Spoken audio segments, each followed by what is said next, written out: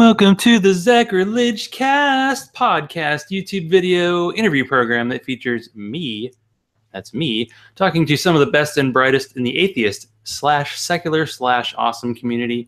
This is episode number 109. I'm recording live on August 22nd, 2017. Thanks to David fucking Fitzgerald, which is the actual name on the birth certificate, for being on last week and having a nice chat about Jesus mythicism. Buy his books. Have him come to talk to your local atheist / secular group. It was the breeziest 75-minute interview I've ever done. I think 75 minutes is like the shortest interview everyone's ever done with David Fitzgerald because it's impossible. I asked him like 3 questions and it was 75 minutes. So when you're in the podcasting biz, you'll get former guests and or colleagues letting you know about interviews that particularly move them. So Dustin Dark mentioned this week's interview on Everyone's Wrong, and I knew I had to listen. I need him to tell me the last name of his guest because I just called him Hunter Super Whitey. Who is that your guest this week, Dustin? Okay, so his pen name is Hunter Wallace, but his legal name, according to the Southern Poverty Law Center, is Brian Griffin. Or Brad Griffin. Brad, that's it, Brad. It's one of those B names, yeah. Well, we'll call him Hunter Wallace, alt-right activist who is at the Unite the Right rally in Charlottesville that I'm sure a couple people have heard about. It was quite the interview, and I wanted to get Dustin on to talk about it. So it's going to be maybe a little more topical than usual. And by the way, if you haven't heard Dustin Dark before, well, check out episode 94. Had him on kind of talking about his personal background because we want to talk about the interview. We're going to bypass all that and get right to the out-of-context quotes from Dustin. He ruined the word cuck for me. Ed, I'm going to let you come next. How are you, Dustin? I'm sorry that you're not. No, that was perfect. He did ruin the word cuck for me. No, like he was saying cuck is disavowing people that are to the extreme of you politically, which pulling that out of his ass. Like I don't understand where that comes from. Like, you know, cuckoldry, it's a bird that lays its egg in another bird's nest, and Shakespeare used it to describe men that raise other people's children unwittingly. So then early on, the alt-right would use it for people that were pro like immigration. Yeah, like you're giving your resources to someone else who's young, or just pro-social programs. But this guy completely abandoned that. It's like, if you don't support Nazis, you're a cuck. I mean, like I guess you can fuck my wife now. I don't know. It's yeah. See, that's the thing with Dustin. Right after President Clinton made his line about I didn't have sex with that woman, he went ahead and studied what actually, you know, he got down to it. You get down to the details and really get something down to the marrow, which I think is good. We need people like that who can do it kind of in an unimpassioned way in a way, but then you're gonna, because yeah, you're talking to someone who is kind of attacking you as a person. Now we're going to get to this interview, but I figured since Dustin and his friends have a new podcast that just got added on iTunes like today, I believe you look it up under Everyone's Wrong podcast, because there is another podcast called Everyone's Wrong, which means 2 people are wrong at least. So let's talk about that first. So why did Wayward Atheist die? Because I think most of the people on this show were on that show, and how did this come out of the ashes? Okay, so I was on the Wayward Atheist podcast, I want to say October of last year, and I just hit it off personally with Dave and Ed. They're real good guys. We have a lot in common. And they said, you know, hey, you should start a podcast with us. They were already doing the Wayward. So we actually started Everyone's Wrong back then with a few other people, and it just didn't work out. And they invited me on Wayward, and they told me that they were kind of growing old of the atheist conversation. You know, everyone's atheist, but like, how do you talk about it every week? And there's so many people doing it. So we just kind of migrated into politics. And after a while, we decided if we're going to do a political show, we should just do a political show. So we just moved back over to the original Everyone's Wrong. And we've gotten some really nice comments and reviews so far. So Yeah, it does seem like after a while, if your show's about atheism, then you have to kind of shift to a different direction in a way, because you're like, well, I think we've gone over this a few times and we know what the answer is. So yeah, and this is a fertile political time. We'll say that at the least. Oh yeah. Yeah. So what do you think? I mean, you probably answered this in the previous question, but hey, I'm just going to ask the questions I wrote down. What's the podcasting angle you're hitting on that maybe other podcasts aren't quite going after right now, or at least ones that are involving people who say they're skeptics? Well, we're trying to focus a lot on political extremes at the moment. We're not exactly pro political correctness or trigger warnings or safe spaces. I mean, people can do their own things, live their own lives. Just our shows and our conversation, we would rather be very candid about things and talk about whatever we'd like to, however we'd like to. So that's part of it. And then like a focus on the extremes. There's an internet culture for me personally. I grew up on the internet as an early millennial. And we've seen the gatekeepers of conversation, of political talk, be lifted away. And it gave legs to movements like ours, the atheist movement, but it gave legs to everyone else that has, at least a communicable idea. So I want to focus on that. This particular interview about the alt-right, word around, but it seems that almost no one knows what it means. Even very well-established news sources, they're calling everyone alt-right that is not part of the Republican establishment, and that's just not what it is. At least not at this moment. It's true. Labels, I think now more than ever, people are desperate to throw labels on people, but they don't always necessarily stick. And by the way, I just finished my first beer with a Palo Santo Moran, which is from Dogfish Head. It's a wood-aged brown ale, but it's super boozy and probably needs to sit around for a while. But of course, I have no patience. And now I'm drinking one of my standards here, the New Holland Dragon's Milk. And by the way, podcasting 101, hit the mute button when you're pouring your beer. Just saying. I started pouring my beer. I'm like, that's really loud. Okay, sorry. And I believe you're drinking too, which, you're in the right space here. Yeah, I'm actually cheap, so I'm just drinking some Bacardi Superior white rum. Of course, I'm not really a drinker. Of course. Of course.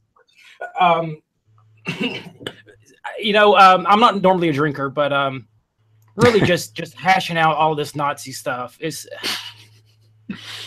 What do you do, man? Yeah, you really have to. I think I mentioned self-care. Maybe it was on the other show I do, but it was something like all this stuff going on. You do have to blow off steam, and hopefully it's not in a negative way. It's a positive way. But so with this new show, do you think this show is kind of like Wayward Atheists, because you would do interviews, but you would also talk about news? I just wanted to know if there was a shift in kind of focus. Or at least the type of show you're doing now, because I just listened to the one episode, but you're brand new. It's pretty similar. Dave Edwards is there and Edward Smith is there and I'm there. We have a new host, Eli Walls, which is just a friend of mine from Facebook, which is where we all met, through various social media platforms and that type of thing. It's pretty similar. It's a little, this is going to be a terrible thing to say to an atheist audience, but it's a little liberating to not be on an atheist show, because the atheists are pretty hard-nosed, and they're very opinionated, and they tend to be pretty far left. I'm not sure why. Maybe it's the city, maybe it's just that's the type of mindset, and we're more centrist, and our politics are more centrist. So I feel like instead of I can find my audience instead of, for my thoughts and my politics, rather than this certain group of people might happen to. Does that make sense? We're trying to cast a larger net, fish in a bigger pool. Well, at the end of the last episode there, was talking about how good things are in America and how we should at least take a second to go, we're in a pretty good spot right now, all things considered. And there's a lot of things to consider. which I think is ultimately like a bit of a conservative thing, but it's not the conservative like wishful thinking for some kind of weird version of the 50s where all the people who had it bad were gone kind of conservatism, but just a, let's hold on here. There's a lot going on, and change, once it happens, you can't go back. But yeah, I was just wondering, because I don't think I had encountered Eli before, but all the rest of the hosts are from Wayward. And do you still record at your usual time, like Friday night at 10? Well, I guess since you did the interview, it wasn't quite like that, but as that go? Yeah, we stuck to the same time. I think we're not going to do group interviews anymore. It's probably just going to be one person sitting down with a guest, and it won't be all recorded at the same time. I think that most of the opinion and news talk will probably just be the four of us. Maybe I'm wrong. This is in the infancy of the show, and honestly, you did catch that right. And honestly, man, kudos for normal conservatism. Really is. Because most people don't. They think that conservatism is right wing, but conservatism, social conservatism, is things are probably pretty good right now. Are we sure we want to change this? And I think that anyone that is really thinking about it is going to have some conservative ideas and some liberal ideas. So I'm very liberal in that I would legalize all drugs in like a 10-year plan, and use tax it, legalize it, push out the gangs, and bring in that money for drug education and rehab programs and things like that. Take away the stigma. That's a very liberal idea. I'm very pro-abortion and things like that. But as far as let's tear down our society and build a new one, like nice, the whole world wants to move here if they can, and they're happy when they get here. So maybe we should be very careful when we decide to change the world. Honestly, like who am I to think that I know a better way to run the world? Do with a high school education. Like, I have some good ideas, but that's it. And in your last episode, you mentioned, I think there's a Winston Churchill line, something about democracy is the worst thing people have come up with, except if you compare it to every other political system. We'll get into communism and socialism later to do a little comparison, but yeah, that's in there. And so, okay, so we have 2 Canadians on the show, is that right? And is Eli not? Is another American? Or at least 50-50? From Tuscaloosa, Alabama, and Eli is from Chicago, Illinois. And Dave is from Ottawa, Canada, and So we tried to get and we also aged from 21 to I think 45. I might be dating someone old. Sorry, guys. But we tried to get a spread of geography. A spread of we all come from very different places, and in life, and in politics, and we all found ourselves here in a different way. We tried to find a good female host, but things just didn't pan out. Eli showed up and he really wanted to do it, and he worked hard, and he's put it in. So we thought that would be the guy we'd bring on. Yeah, G in chat room. 45 isn't old. Yeah, I'm 43. Sometimes I feel a lot older than that. Now, usually I try to do my live reads at 20 and 20, but that didn't work out. And last week I totally went off the cuff and did it and threw them in there because there were so many long answers. So I'm going to do the first one here. I just wanted to say happy anniversary to Marissa and Aiden. I think I rated them the 3rd cutest couple at ReasonCon, and the winners were the newly vaginaed Callie and Celis and Jenica and Patrick Crail, who have a podcast of their own coming out. Oh no. Dave's talking in the chat room. David. But anyway, happy anniversary to you two, and hopefully I can get Aiden on the show, and then we'll be all even on having both on my show. So we want to talk about the interview. This probably will be the bulk of the show. But before, I wanted to do a little quote, and this isn't your quote, this is just a quote. I heard enough about the white man's blues, and that's from a Jason Isbell song. So how did you find your guest? We'll just call him Hunter for to make it brief. I don't want to get too much into it because someone that I know, not too terrible, but an acquaintance of mine, knew that I had the show, and I talk politics with him sometimes when we hang out. And he's told me a few times that he had a brother that was and that type of thing. But he never really explained how deep it got until the Unite the Right protest. And he come and he said, my brother told me that he was going to go out to Virginia a few days. And I said, what'd you going out there for? And he goes, oh, you're here about it. Fair prediction that he made. And he set the whole thing up. I think the guy expected us to agree a little more than we did. I don't think that he understands contrarian podcast, largely speaking. We don't agree with each other. So we're not going to find a guest that we agree with about everything, for sure. And certainly not someone that as we put it, holds the door open for Nazis. Well, when you first reached out to him, did you automatically think, I need to get this guy on the show, or did you need to be persuaded? And I'm guessing vice versa, for him to think, okay, I can be on this show and I'll be able to actually talk about what I think without being shouted down. Well, first of all, I'll talk to anyone, particularly someone that has political extremes. And I went to his website, Occidental Dissent, and I saw a lot of his ideas. So I knew what I was getting myself into.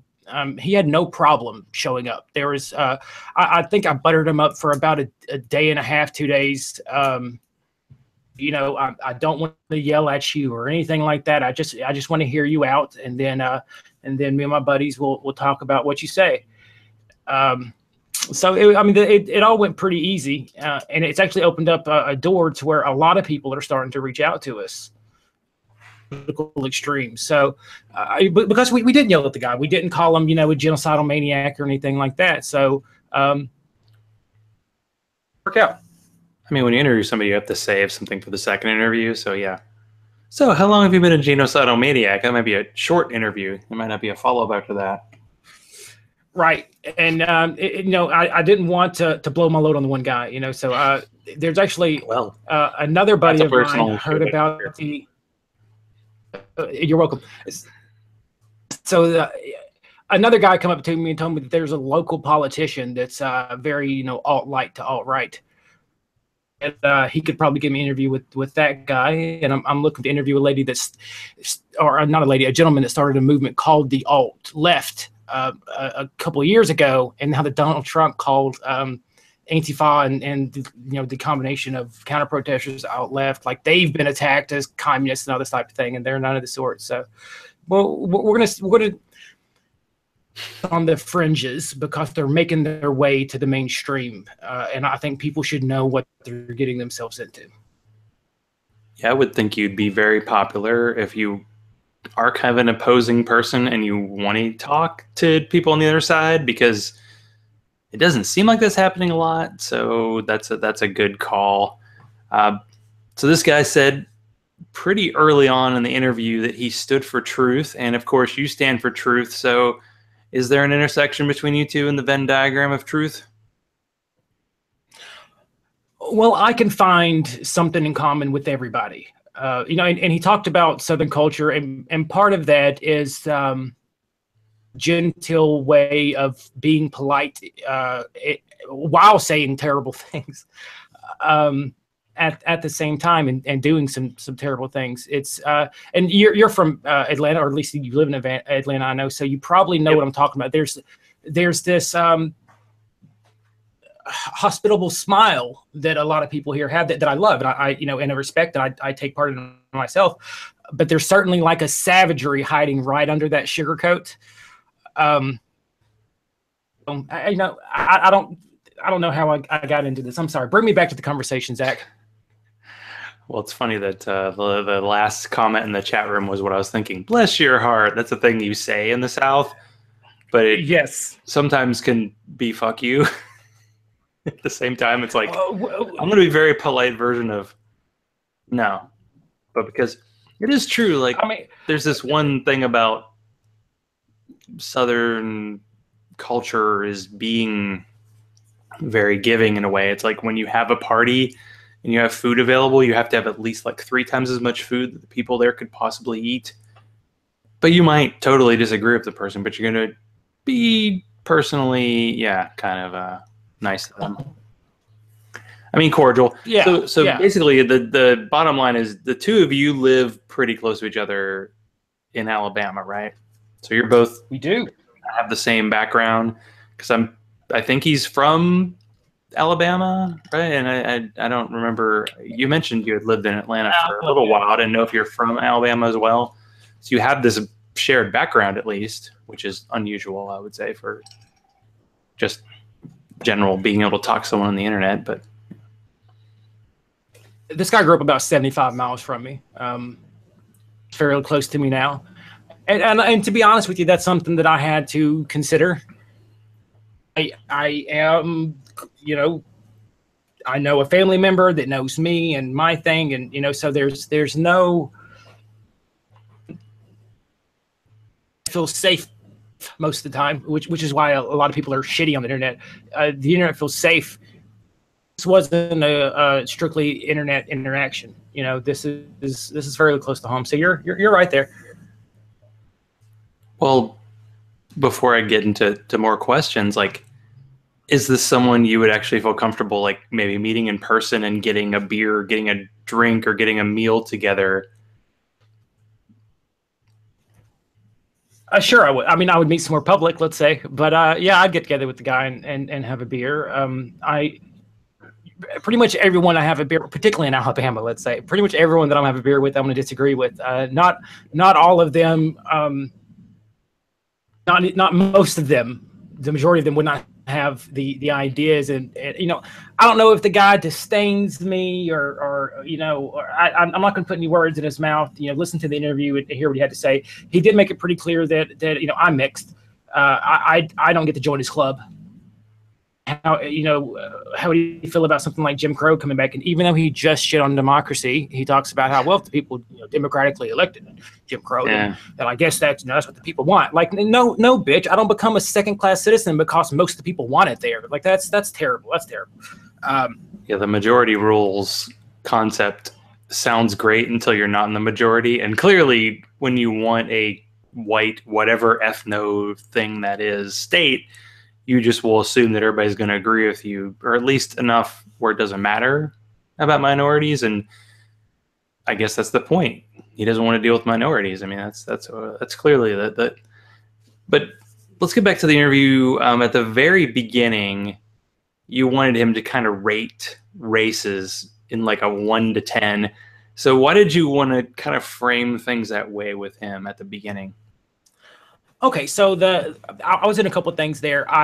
There was recently a psychological study done on about 400 and some odd paid participants who self-identify as alt-right. So I asked him several questions out of that questionnaire to see how he would fall on that list. And one of the first things they talked about was just the willingness to rate 1 to 10. And I wish I was there personally because, in the study, they actually show them, like there's the ape that slowly turns into a man diagram, like what's the evolution symbol, I guess you could say. And ask them where do people fall on this, 1 being the ape and 10 being the man. And they, would rate people up. So we didn't have that visual aid, but just so that was one thing is I wanted to see how he'd fit on that questionnaire. And the other thing is I wanted to ask him something kind of outrageous up front and not give him any pushback, and then bring the conversation back to something a little more casual so that when I start asking him, very difficult questions at the end there, he's relaxed. He's already, told me that pygmies are 1 on the scale evolution or on evolution, however he would put it. And I didn't get offended. I didn't scream at him. I didn't lecture him or anything like that. So when I asked him later, what do you do when there's Jim Crow? Like, what would it take for you to leave the movement? He's much more comfortable to answer. So that was it was a 2 there.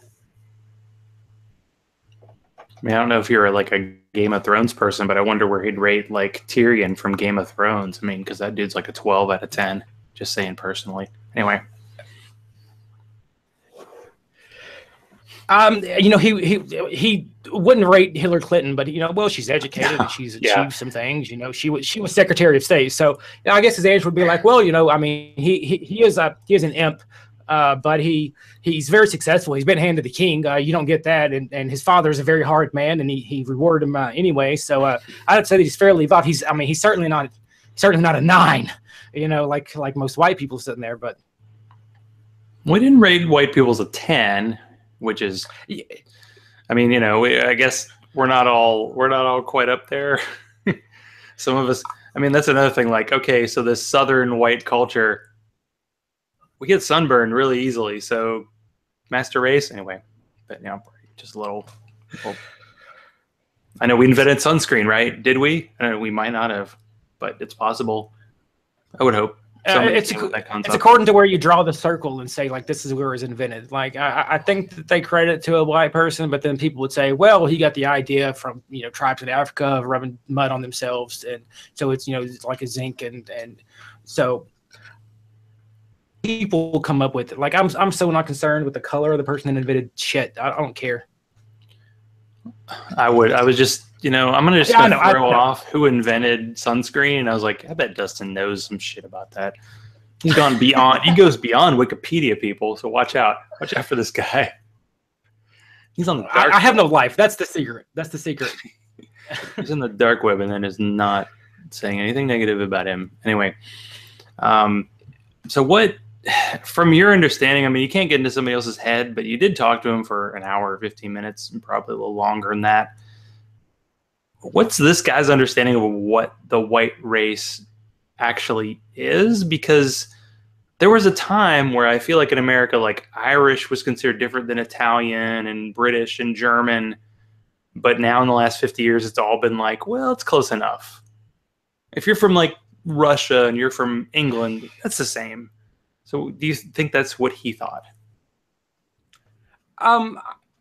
I think the best way to answer like I don't know what this guy thinks, but I think the answer to what the alt-right, the movement would say kind of lies in the origins. The original guy, excuse me, I'm looking up his name right now. He was a paleo-conservative, which among other things is a Western culture kind of identitarian. And I think Paul Gottfried is the guy who first coined the word alt-right. He's an American paleoconservative philosopher, historian, and economist that was from college. But so, and that's where, I don't know if you, so there's like Gavin McGinnis. He started a group called the Proud Boys, which is kind of vaguely racist. Not, I mean, vaguely. I know everyone on your, well, not vaguely in compared to the gentleman I had on, I would say. But they're more of like paleo conservatives, where they believe that there is a Western culture that is superior to other cultures, and that should be preserved.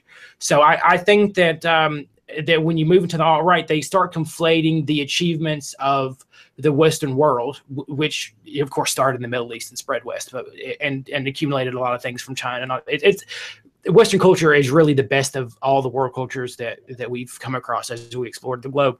But I think they conflate Western culture with white culture and want to take credit for it. And the best answer I can give to that.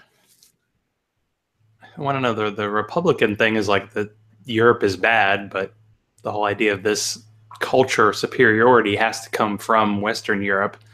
I don't even know where you draw the line. So for you, and we've already kind of referred to this so far, but was it concerning that when his alt-right group went to Charlottesville, that he was fine with them associating with other groups like Nazis, Black Confederates, and please get someone from the Black Confederates in your show, please, and just other groups that weren't necessarily people who agreed with them?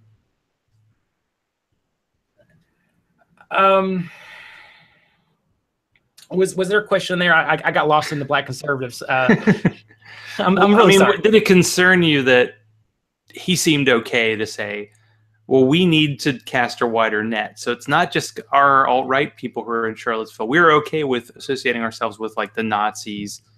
And I mean, he said Black Confederates. I have a feeling the Nazis, there were more of them. And then, of course, the Patriots, they referred to like as neutral. And those are the people who carried the heavy artillery. Yeah. And then he later said that they invited the Patriots to their Unite the Right rally and then said that they weren't part of their group. Though once again, like he says he's about truth, but the beginning of his sentences often don't match the end of his sentences. But to answer your question earlier, apologies.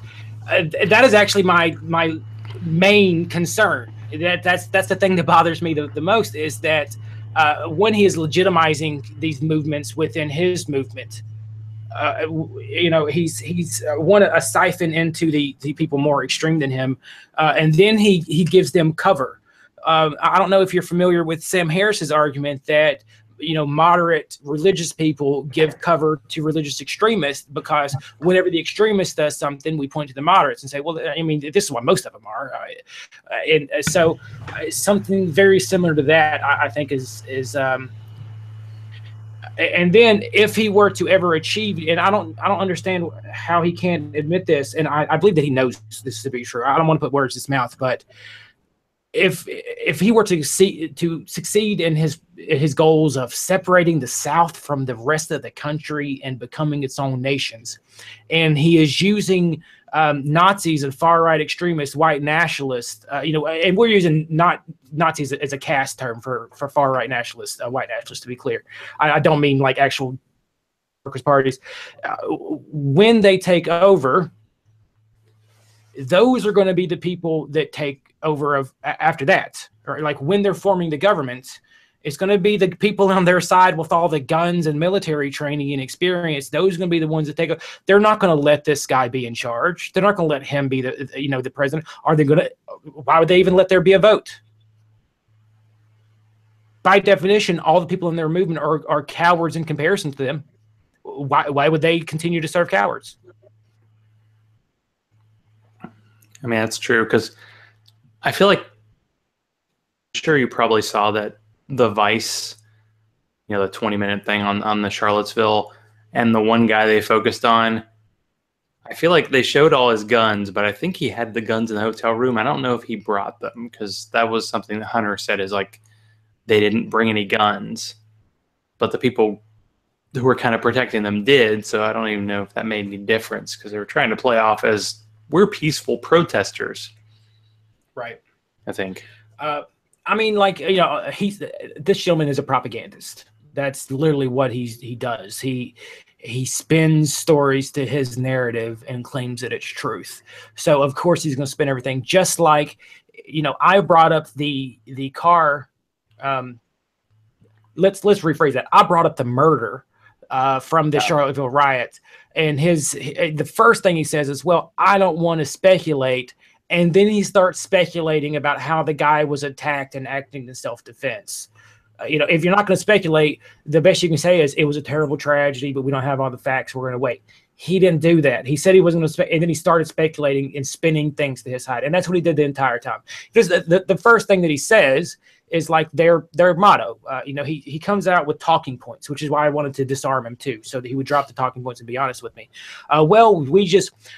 We believe that white people should be able to take part in identity politics like everyone else, and we shouldn't be ashamed of being white. Like no one else is told to be ashamed. Like he said, even transgenders are told to, like that's some kind of, are told that they should be proud of who they are, but not white people. And which is the main rhetoric all these guys use, and that's something that, and I'm probably gonna piss off a lot of your listeners here. That's something that I'm somewhat sympathetic to. Like I'm not a white guy, but I don't get all the white hate or guilt or blaming or that type of thing, and it's really energizing this guy's movement. It's what the whole thing is based off of, right? True. Yeah, it's like this idea that all the minorities get all these great bonuses and now we get them because we're being attacked and we're being negative, and the whole like not being able to have pride. It's like, I guess you can have pride. I don't know exactly what you have pride in because he never really did make it clear. But let's get back to and I can't remember the guy's name. I'd rather remember the victim than the attacker. But the guy who basically rammed his car into a crowd and killed one person and injured a bunch of people, it was clear that Hunter was like, well, let's wait and determine. And he was talking about like a bunch of people who were like driving away and they were getting attacked by Antifa. And do we have anything to like back up whether that actually happened? But he was definitely speculating in some ways and trying to, let's wait to hear all the story about this thing. And we actually have, you said there were 3 videos. I didn't really want to watch the videos because I don't really want to watch videos of people being killed. That's just a personal thing. But some people can handle it. I mean, there are 3 videos that I've seen come out. And I even tried to bait him a little bit. The troll in me came out where I said, I looked at videos and it seemed like maybe somebody might have hit the car with something and trying to see if he would bite. And he just kept, speculating about how, people were being attacked in the cars and he was in a car. And, hey, bro, he went like 45 miles an hour into 2 vehicles. And slammed it into reverse hard. And flew back out of that crowd. Was not looking into his rearview mirror when he's doing it either. He was just going. No, and I don't care what's going on. That's not someone acting afraid to me. That's someone acting malicious. Like if I've even seen videos. Okay, I watched a video yesterday of a guy hitting an Antifa protester with his car. He stopped and then they started attacking his car and then the police came and he got out and talked to the Antifa people. That's someone that accidentally hits someone and goes, oh fuck, a moral crisis going on. That's not what you saw there. And to get back to it, the shield that I talked about this guy holding, and I need to look into this group more. I don't know what their name is. It was a white shield with a black X, and a lot of them had it. Half of this guy's banner on his website is that X, and the other half is the name of his website. He talked about he had a Periscope stream. I didn't find that, but I did find some YouTube videos that someone uploaded of his Periscope stream. And a lot of the people in his group, I'm not saying a lot of people in his group had that shield. To say 3 or 4 times, I don't know this guy, and I'm not going to say he did. Identified them as whatever they think they are. All of these groups have flags and symbols and that type of thing. So, and let's be honest, if you've been watching the escalation of protest in the United States, they have become battles in our streets. Skirmishes would be a fair word, I would say. And I'm in a lot of these groups where the people actually plan. They plan their attacks, and they actually attacks or defense, or we're going to pivot here, and we need guards here, and we need someone with the walkie-talkie over here, looking out for this, that, and the other. So you use symbols to identify your regiment on the field of battle. That's where flags come from in the first place, and that's what they're using it for now. It's so that that this person is with your group, specifically your group, not just your side, but your group. So I think he was with them. Sure, he didn't know the guy. That's what he said, and I'm gonna take his word for it. But he was definitely with that group of people, which is, I asked him what would it take for you to leave, and he didn't really give me a clear answer on it. And I asked, what would it take to disavow some of these groups and be a cuck himself? And he, if they start violent, maybe. And he gave this kind of walk around answer. And the reason he's not going to give us all, he's with that group. He's with the group that this guy was in that caused that incident. So if someone's going to get disavowed for violence, it's going to be him. Yeah, I feel like there's definitely some organization involved, and they may have known this guy, but they're clearly going to say, I mean, he said a few times, I mean, the guy at the car probably didn't have like a blog or some online presence, but he clearly was involved in the group. I mean, I think we can go with that. 2 things that didn't come up in the interview, and I don't blame you for this because you talked to the guy for a long time. There's a lot of stuff to talk about. was kind of like gender and religion. Like he clearly stated, something about his religious background. It would have been great. Maybe sometime you can do this in the future to ask him what race was Jesus, and can Jesus join your group, since clearly you can't, because Jesus ain't white. Sargon of Akkad is like, Jews are not white, and he's an authority, right? So I probably shouldn't have said that. I'm sorry. Sargon's like a quarter black too, so which is not something a lot of people know. So he doesn't get, and Sargon, to be clear, I listen to a lot of Sargon stuff. He is an alt-right. The guy is not alt-right. He's anti-identitarian. And I think this is a good time to talk about like what happened with the alt-right and what caused all the confusion. So it starts out as just a term for people disenfranchised from the Republican Party in the United States for various reasons. A lot of them are like Milo Yiannopoulos or Sargon that are anti-identitarian. They hate identity politics from anyone. And they were very much a part of the alt-right up front when no one exactly knew what the alt-right was, including them. But a series of purges have happened over time. And particularly as these events unfold, people that once called themselves alt-right, that were actually hated by this group of people that has now become the alt-right, they purged them out. They pushed them out so that it has become purely a white identitarian movement at its base, when before it was, the various complaints that people, in the center or in the right have with the right, and the left. And now it's just about being white. So I just want to jump in that real quick. What you notice is that you're not going to, I believe, ever hear Milo say that he's all right again, because he's a gay Jew. The other half is what? Greek, and he's not welcome. Absolutely not. Dave Rubin, guy's not all right. He's a classical liberal leaning on libertarian. I think that we need to be honest. I've been called alt right for not being left enough. So I think that people should really be honest about what the alt right is and call it what it is, so that we can actually address the right people and the right ideas. Well, I guess for the culture and for America to continue, we have to all pretend we're pretty close to each other. We're a little more fractured than that. And I wish all this just battling going on would lead to more than two political parties, but boy, they're going to fight to the death to make sure that doesn't happen. The Democrats and the Republicans, they want to make sure that they're the only games in town. It's probably going to continue, but we'll see. Yeah, my fear is that this is going to escalate something into like the long hot summer of 1967, where I think it was 148 bombings in 1 year in the United States, or the Year of Iron in Spain. There was also a series of bombings between a far left and far right factions, actually Antifa and some Nazi organizations in their ilk, that left a lot of civilians dead.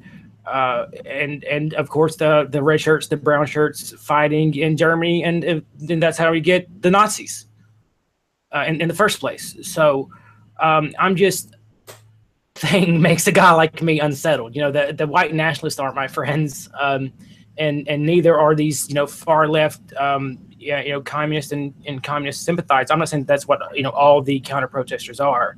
But I would say the same thing. If you're not a communist and you're not a Nazi, like you're joining them. Either side, if you're there fighting with them, like you're sympathizing with them. There's no other way to put it.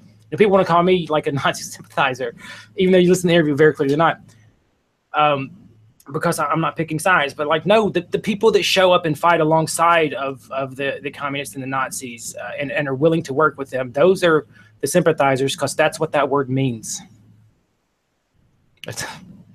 It's not that you don't want to see them dead. It's that you sympathize with their cause. It's a tough part when you make one side into commies and the other side into Nazis. Is like, oh boy, where do I fit in? But let's just a quick pause. Now I do want to do a second live read. I gotta give love to people who support this show. So, a priest, a rabbi, and two crazy Southerners walked into a bar.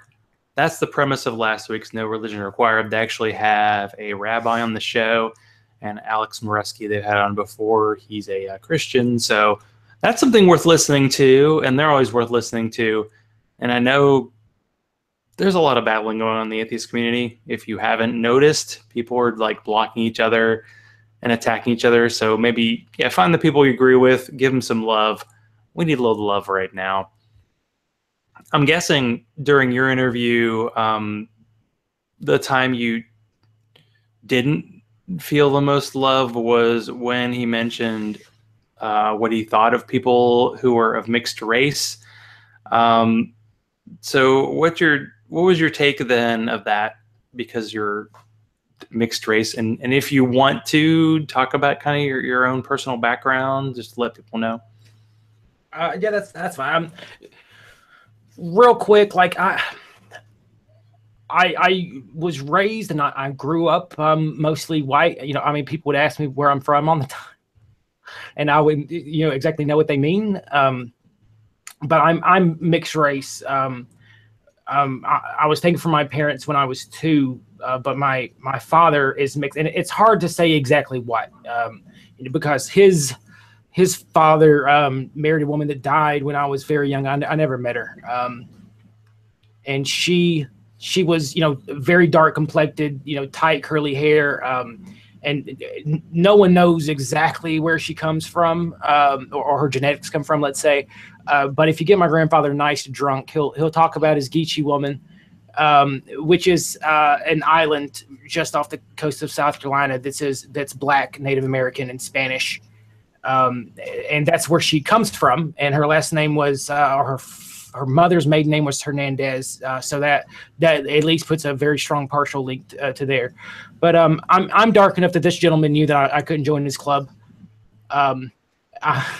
I'm dark enough that if I start dating a white girl, they'll eventually make some kind of comment about dating mixed race, whether it's positive or negative. So it's no secret. I remember telling one girl that I was dating. I dated her before, and we started talking years later. And, I'd always considered myself mostly white. My family was white, and they never mentioned my race. Outside to say I was sorry, like my dad or something like that. I got a few racial slurs from some not direct family, but peripherals. And to her when I was young, like, sometimes I forget I'm not really like a white guy, and she was like, really? And that was the first time I was like, oh, this is really obvious to everybody all the time. And I brought it to 2 years later. She apologized, and I'm like, that's nothing to apologize, for. Like, for one, I shouldn't live in a delusion of any sort, and for two, that's just the truth. Honestly, we should all come to grips with whatever the truth is. But I guess that's identifying as white, but I never thought that white was a thing. Like I identify as I hate to say it in this interview, but a Southerner, an American, a musician, a podcaster, an atheist. It never ends. We all have a host of identities that we wear at different times. So, and I guess part of that is my race. It doesn't mean anything to me outside of people won't leave me alone about it. Thanks, Zach. Yeah, it's kind of, I know. I'm awesome for that way. I'm just giving you a hard time, man. Because no one will ever give me shit for my dad being like Scottish and my mom being Slavic, and the fact that there were 2 different kinds of Catholic, which was a big deal in the 60s. But it doesn't matter now because I'm just, I'd say lily white, a little bit pinky, as they say. Now your interviewee, Hunter, really was not very happy about the vice mayor of Charlottesville. Did you study up on him at all and kind of look into the claims he made about this guy, or I guess helped get this protest started? I mean, I honestly don't care that much. Like I'm sure as a Democrat, the guy isn't happy with the monuments being there. He's going through the legal channels to get them removed. While I disagree, I don't care. That's the law. I'm a rule of law person for the most part. So that's just not the story to me. Like, what I'll start at. The story to me is the chain reaction that it caused. which is a series of monuments and statues being defaced and things being pulled down and we're going to pull down Stalin statues and we're going to fucking pull down whatever. It's so that's more interesting to me than some government official deciding that he doesn't like a statue and like it taken down. I mean, there's nothing much I can do about that. Like, me talking about it's not going to do anything. I feel like actually giving an opinion about the actions that the individuals that might be listening are taking, that might be of some use. But I don't know. Yeah, one of my funnier moments, and there aren't very many funny moments in the interview, was that he said that the left was very united. And I was like, no. Have you seen my Twitter feed and seen every atheist arguing with everybody about usually bullshit, but they end up blocking everybody? But were you surprised at all that when you asked about Trump, he kind of said, yeah, he's not really our guy, or he's not really I wasn't surprised doing what we want us to do? I wasn't really surprised by that. The alt-right wanted him in because they hated Hillary Clinton, not because all of them in the beginning, which is when it was Milo and the whole group before it really, let's say, refined itself down to white people are awesome. No, look, his daughter married a Jew. That's enough for these people. You're out. Yeah, I know. You're out. So that's what people don't like. People are they're turning their back on Steve Bannon now for the various reasons. Wow. So they're probably going to purge themselves out of existence. Like they were a big thing 6 months ago, but now it's hard to find someone that calls themselves alt-right that has any sort of palatable discussion to be had. So I think that it's going to be self-defeating to a certain extent. And to explain what I think he was talking about there is the Republicans came right out and denounced, white nationalism and these people in Charlottesville, Paul Ryan and a lot of them did. Trump denounced both sides, and then he come back out later and denounced the racist side, and then he went to a third spill about it because he's a child. Yes. So I lost my train of thought. I've been drinking a bit much rum here. What were we talking about? It's hard to keep up. Yeah, it's kind of the Trump alt-right. Oh yeah, yeah. No, I was surprised. But they were the flavor of the month, it seems. I think so. I don't know though. I don't know. Both sides are kind of pushing people from the middle to the extremes right now, and that's what makes me nervous. Both has their rhetoric as to why people should be sympathetic to the extremes, and that's what he was talking about. Back to that, Trump and Ryan and all of them. That's what I was talking about. They come out and they denounced. But when you see a protest from the left and there's violence and people hurt and things burned down, you don't see prominent figures on the left coming out and denouncing the protest. What you more see is excuses made for them. So I think that's what he was talking about there. I mean, that's the whole meaning of the word "cuck" to him, is that the left won't call out their political violence. The left won't call out their extremists and say these people aren't welcome and shouldn't have a voice, but the right will call out their own. And that's something that I sympathize to a little bit. You're going to be hard to find a Republican voter that is pro-Nazi. I know they're out there. They just had a rally. I get it. But you're going to have a whole lot more trouble finding someone on the left that is, very starkly anti-communist, which is actually one of the things that is unique about our show, is that we're all on the left a bit disaffected at the moment. We understand, we admit what communism has done. 100 million dead globally. But all those deaths have also been attributed to atheism too. All the deaths of Mao and Stalin have been basically handed over. Oh, it's atheist fault, when it clearly was a different kind of state. I mean, the Russian state was like primed to have like this religious leader who they had to worship, and then all of a sudden they're like, oh, religion's gone, but we still have this leader you have to worship. So I just don't even know like can you compare the Soviet state to what communism is? I don't know, but at this point, this is our example, right? We have to go back to. When you talk about communism, that's a state that was communist, and it was really, really bad. Well, that's well, for one, you're kind of making my point here, and that most right people be like, of course, Nazis are bad. Or what? Sorry, they're not going to start saying, well, I mean, like, look, one country tried Nazism. Yes, there's a genocide. I get it. Yeah, you know, like, can't we give it a second shot? And here's the thing: we gave communists a second shot, and that's how we got Mao's Cultural Revolution, which is another genocide. Look, the 100 million isn't the Soviets. The 100 million is Russia, China. Who else? Cuba comes in, and a lot of the South American countries. Venezuela right now is not a nice place to be living.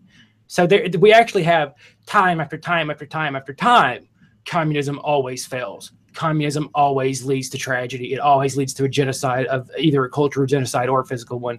Every time it's been implemented, and that's not something we admit to. We all learn about the terrible shit the Nazis did in high school, and that the Soviets almost ended the world with the help of another communist government, Cuba. Right, their whole plan was to move nukes so that they could strike us if they needed to. And I get it that we had nukes close to them, but tough. We're on top. But a clash of these ideas almost ended the world a few times. We don't need a resurgence of communism. Dear sweet Jesus that isn't there, we don't need a resurgence of communism in the world. Like, how many babies' heads were bashed against rocks in China under a communist government? Like, really, man? They just stopped. They did genocide too. The U.S.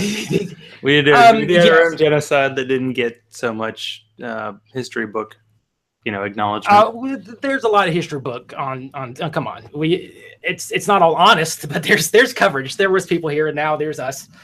No, I get that. But these aren't wars of conquest and expansions. And you're, by the way, for the people at home, he's still making excuses for communists. These are wars of expansion, which is how everyone settled their territory everywhere. Everywhere was conquered by another people. And what sort of, if there's any Dan Carlin fans, go listen to the episode he just put out at 6 hours about the Celtic genocide. That's where, which, by the way, if the Celtic genocide didn't happen, we wouldn't have the Western world today. You have Greece that passes the best parts of its culture on to Rome, which passes the best parts of its culture to, the various territories that were under its control when it fell, and they passed them on to Great Britain and Spain and Italy, which came and settled here. And that's the idea behind Western culture. It's almost like an evolution of idea. Dan Carlin's Hardcore History, I definitely recommend that show, but you need to be on like a 6-hour road trip, because he gives no quarter. Like, you do not take a break at 1 hour and 30. You got to go the whole way or else. He is my absolute favorite. When the Mongolian hordes took over, they could have basically demolished all of Europe, but Genghis Khan died, and I'd say he just died while they were basically demolishing Europe. And that really could have changed our history in a big way. An exploration party of 15,000 devastated Europe. Is that the right numbers? It's something like that. It was pretty low. They were the definite setup for the Dothraki in the Game of Thrones, built for war, and they showed it. George R.R. Martin. Anyway, go back. Yeah, don't get me the Game of Thrones. It'll be the rest of the show. Let's not talk about last week's episode. That dragon. Oh, it's terrible. So how does ultimately the right-wing guy act like the kind of left-wing student that your show often goes after? Like, he's whining about not being able to have pride. Just have pride. You owned people. That's major pride points. White people. All the sports franchises in America, just about 44 to 45 presidential slots, all of EP slots. Go Team Pale. Feel free to comment. Go Team Pale. No, you're right, and a lot of our show is about the similarities between the far left and the far right. We did in Wayward, we murdered our audience with far left versus far right series, so that is a lot of it. That's very fair. That's very fair. That's part of our premise, and based, once again, it's our complaint is the whole identitarian movement. Once, and back to the guy, he said that he wouldn't accept becoming a protected race, which is what he claimed he wanted at the beginning, which is why I offered it to him. Well, everyone's just shitting on us. We can't be proud. Okay, so if we, let's say we change what we consider to be minorities, and since we're slicing pies and identity politics pie, there's less white men than everyone else if you add them up, or even just women, and so you're a minority in comparison to them, so you get minority status, and now you're protected. People can't shit on you for who you are, that type of thing. How do you feel about that? Not good enough. Not good enough. What he wants is to be able to actualize his majority status forever, which is scary. That's what scares me. That it really does. For people a majority to be able to just act at will against whatever they might have a prejudice against is terrifying to me. Which is like this, the whole history of the South. So how do you think, now that the interview's out, and maybe, it did come out on iTunes today, so it's kind of a short turnaround, but how do you think he reacted to the interview now that it went out, and the fact that you took time to kind of talk about it after the fact, which doesn't happen with a lot of interviews? I don't do a lot of like, oh, let me talk about the interview, without the guest there. But did you actually get any kind of reaction from him about what he felt about how the interview went? I have not heard back from him. But the guy's given a fair amount of interviews. I believe the last one he did before our show was he was on David Duke's podcast. Which, newsflash, guys, David Duke, yeah. Yes, if you didn't know that, I might have to start tuning in. I might find something good to bring into my show. But I haven't heard from him. I heard from his brother, who wrote a short blog about his opinions on the show and our commentary mostly. Which is where the guy said he thought he would have a lot, would agree with us on a lot more things. But if I'm talking to someone in my personal life, or my professional life, I mostly am going to stick to things that I agree on. Like, that's mostly what I use the internet space for, is the things that I disagree on. You just don't want to go around being a contrarian bastard to all the people in your life all the time. I say that for people like you, Zach. I'm a contrarian bastard. No. Me IPAs are the devil. Oh, sorry. Nope, not that. I'll tell you what. To be fast forward 15 seconds. Sorry. I want to insult your choice of beer there. IPAs are ruining microbrewing. I just want everyone to know that. Can I get a microbrew that isn't chewing hops? I just want like a dozen microbrews that doesn't taste like I'm chewing a mouthful of hops and swallowing them. Everything I drink is not IPA. I went to a brewery. They had a bottle release last week, and it was a stout, and it was like this super heavy stout. I had one on Friday night. It was glorious. It was 14%. Just freaking bottle of wine. I'm out of booze. But man, it was good. But yeah, I'm not. I actually like the fact there's so many breweries out. There's so much beer out. I need to cut out certain styles. So IPA is just automatic. Like, nope. People are like, this is the best IPA. I'm like, I don't care. This is the New England Hazy. It's juicy. I'm like, it tastes like bitter death to me. Oh, so we actually agree on this. How about that? Yeah, I know, we agree.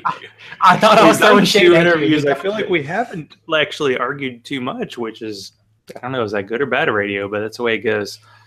I need to get to Alabama because I don't really know the breweries that well, but I know there got to be some good stuff there. We have 3 in Tuscaloosa. We have Druid City. And I think we have Good People. That might be Birmingham. I'm not that big of a guy. But there's 3 in town, and there's some in Birmingham, which they're all new. We weren't allowed to have breweries in Alabama until 2008. We also weren't allowed to have beer over 5.5% or cans over 20 ounces. Yeah, this was Georgia. Georgia, like September in Georgia, we will be the last state in the entire country to allow people to sell individual beers at a brewery. That just happened. But anyway, I think Dave wants to say that we know who the actual cuck is, so that's good. That's a good closing. We talked about Hunter's feelings, but he isn't here, so fuck him. So what did you take out of the interview? How did you feel after it? And are you ready to take on more similar kind of interviews with people on the whatever the alt-right Nazi side is, the white culture. We're going to figure this alt-white culture out together. Well, I want to interview extremists on both sides. Like, I'm actually looking for, if anyone can get me in contact with an Antifa activist, someone that not a supporter, not someone that shares their post, but someone that has actually, you know, put on black clad clothes and covered their face and went out with weapons and attacked Nazis. I would love to hear from one of you guys. That would be fantastic. And once again, I'm not going to scream at you or anything like that. And if you're uncomfortable with us having like commentary after, I'm not going to have commentary over most episodes. Well, that's true, but I'm not going to have commentary like that after most interviews. I don't think. I'm giving my platform to bad ideas. Necessarily argue with them because I want to hear them, but I also don't just want to air out terrible ideas. So I don't know how else to really do this type of thing. You know, I don't want to get caught in semantics over the meaning of some word in a debate because no one learns anything in that type of situation. I also don't want to just let some, you know, communist or Nazi, you know, advertise for their horrible fucking actions and bring people in. So I guess we're in the future, we're going to see how extreme the person is and whether or not we feel like it needs to be addressed. In the future, we may never come back with commentary once we've covered someone from that side. We've already given our opinions, so we might not do in the future, but very open, you know, open to platform and ideas and all that right now. So if anyone has any kind of complaint or suggestion, we're very open, very open. Yeah, I don't know if people should be negative about the fact that you might discuss their interview after the fact, because even if you don't do it in the show, you're going to do it in real life. So I feel like people, in a way, I understand that there are some negative consequences talking about what you believe, but at this point, people are going to talk about it. So no, that's true. I gave one interview a little while ago about some of my problems with the way that the left is acting right now, and there was zero pushback during the interview. And then he like straw manned me after the interview. Like, he didn't address the things I actually said. He addressed things close to what I said. So, and we got part of criticism, very similar criticism about this, where someone said that the guy didn't actually say mixed people have no identity. He said they have less identity, which I don't even know what that means. Then, like, I guess, like, if that is what he said and we all misunderstood it, it's like, how else do you interpret that? It's still like, why would mixed people have less identity? His kids are you know, his wife is Asian and Dave is, you know, Welsh and English. And I'm sorry if I just misraced you there, Dave. But he took a lot of. He's only 40 according to Canadian age. So, whatever. You know, once again, nothing the guy said surprised me. Like, I grew up around some pretty racist people. You know, I've been told that I was, you know, you're too dark to date my daughter. I've had girls dating me say that I'm too dark to marry or have babies with her or things like that. So, like, you know, I've had you know, adopted brothers call me slurs and things. So I'm pretty good at keeping a level head and really not even taking that type of thing personal. I don't take it personal. Like, they don't know me. If they got to know me, I guarantee you they would have, you know, very little problems with me. They have this demonization of what they think I am. And they're wrong. You know, they're ignorant. They're ill-informed. And some of them, I sound like Donald Trump now, and some of them are very good people, I'm sure. You know, and some of them are awful people. Yes. You know, so whatever. I'm interested to discuss the ideas. Like, it's very hard to hurt my feelings. Very hard. I don't get the whole, like, a lot of times people say I'm offended. Like, did someone just fuck your mother? Like, that's what would offend me. Like, you have to do something to me very personal for me to be outraged at you. So. That's true. It does take a lot. Now, one thing I like about Game of Thrones is the fact that they use British accents and they make certain words that I wouldn't take in American accent, but in a British accent. Dave just called you a cunt. So Which is going to be cool. I think he might actually be getting that from Conor McGregor. You know, Dave's real into MMA, the whole Conor McGregor Mayweather thing. Are you into that? You into the whole fight? It's happening this weekend. I'm aware because I work for a cable company that's promoting it, but I will not be watching. But I hear it's awesome. I guess. Is it awesome? I don't even know because it's like mixed battle. Is it going to work? Will an MMA guy be able to just fight with his hands? And we'll find out, I guess, right? Well, you know, nobody thinks so. That's what it looks like.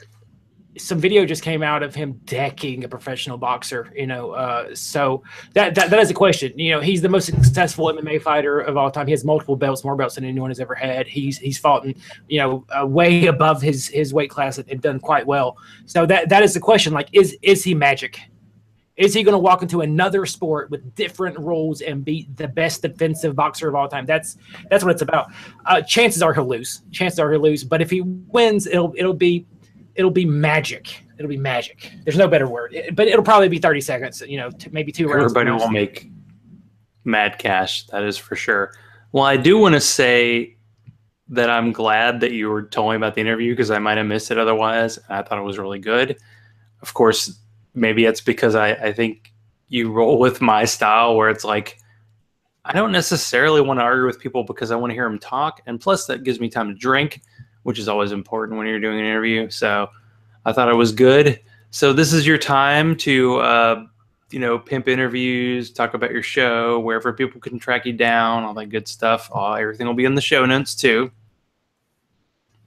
Well, I don't care if you read them. I'm going to write the damn show notes whether you read them or not. Sorry.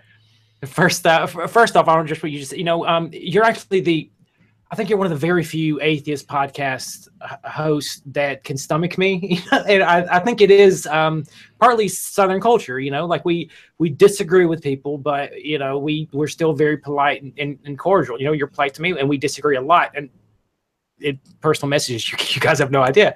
But neither one of us ever dehumanize each other, which is not Southern, let's say. That's very progressive of us.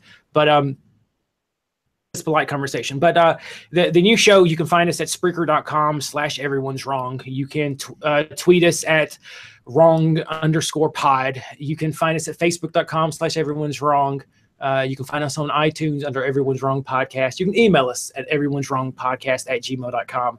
We'd love to hear from you. If you have any guests, please, you know, send them our way. We'd love to talk to them. We're trying to get. We actually got to go ahead with Republican Atheists, the guys that Tom and Cecil hung up on cognitive dissonance. Yeah, I was wondering. So I was like, that was the interview beside yours. I'm like, I want to hear this, and then it didn't come out. I'm not a patron. It's in the works for us. We're going to put that out. I don't know that we're going to talk about George Soros, which is what got him hung up on. But he is an American expat. Come on. He's an, I know. Why would a capitalist, you know, billionaire fund communist anarchists? Like, it's the dumbest idea ever. Anyway, so that we'll probably avoid that.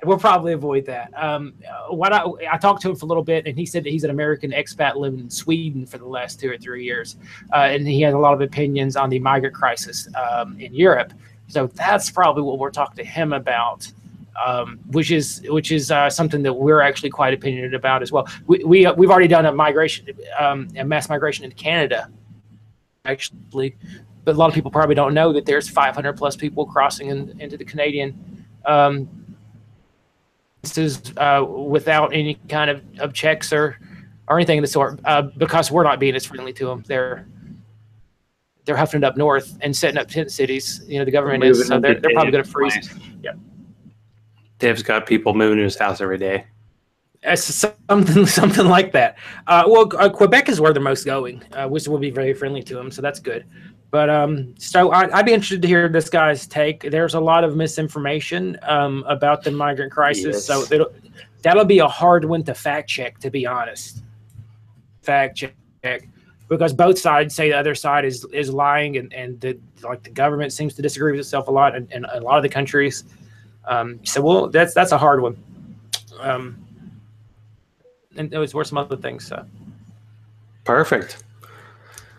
Well, if you want to support this show, Be like Bobby, Hugh, Teody, and Marissa, and go to patreon.com/Zachrilege, Zachrilege. I said that after 2 beers, and these are 2 heavy-ass beers, so you can too. Follow me on Twitter. Really, follow me on Twitter. Like the Zachrilege Cast page on Facebook. Send all hate mail to, what was your one? Everyone's wrong. Just kidding. Zachrilege.cast@gmail.com. Thank you to Dustin for being on tonight and talk about your interview. Really enjoyed it. For those who are listening, stay safe. If you need a chat, I am available. If you're an atheist and feel alone, you're not alone. Reach out. Let's chat and get the human connectedness that keeps people coming back every Sunday. And then we can unfollow each other and hate each other on Twitter later. Stay skeptical. I love all y'all. Good night.